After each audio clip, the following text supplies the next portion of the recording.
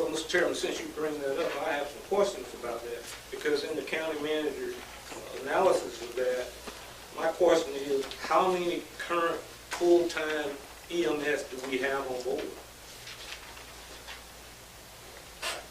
How many current full-time EMS? EMS, yes. I think it's, Jared was going to be, Jared's tired, he's been running shifts. I think we're down to either 8 or 9 full-time. There's either 3 or 4 open positions.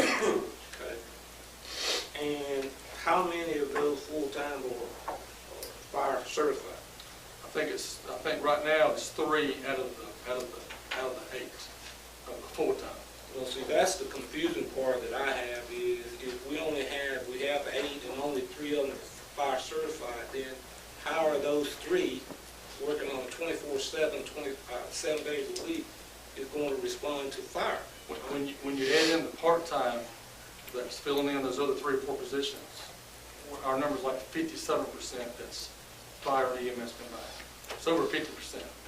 But I do know that the 7 or 8 that are pardon me, the 5 that are full-time that are not fire certified, I think some of those are desiring to be certified, or they need to get on board tonight.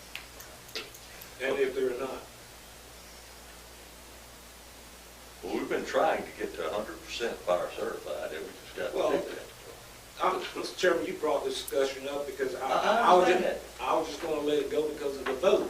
But my concern is that in my tenure of my 32 years, that EMS has been a problem for it happens every 2 years or so.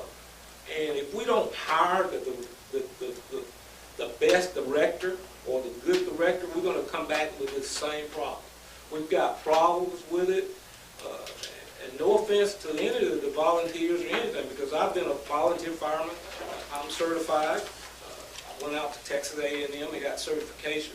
But if you don't hire the right person, then you're going to pose a problem. And what happened, and I know this for a fact, that fire service and EMS, you are bonded together. And if that bond, if there's somebody out there that don't bond with you, then you're going to try to push them out. And that's the way it is. And if you don't have the right director that goes into the right direction that the majority of the people wants to go, then you're going to have a problem. It's going to continue to be a problem.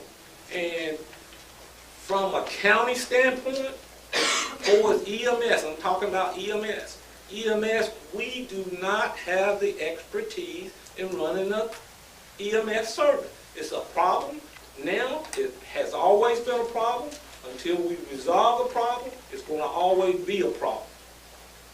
And I'm just being frank with you because I've seen it over the years. I can remember right downstairs on a Saturday morning in 1985 that we had the same problem and people were complaining about the ambulance. We bought an ambulance right on the spot. Right on the spot. They parked the ambulance out there and we bought it. And it's going to always be a problem.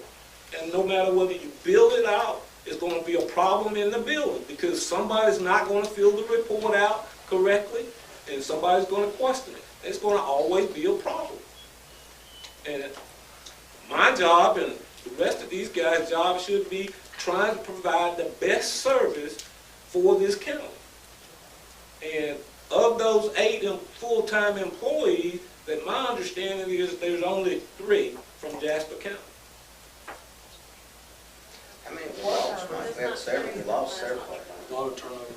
It's been a turnover. It's going to always be a problem. I will say this: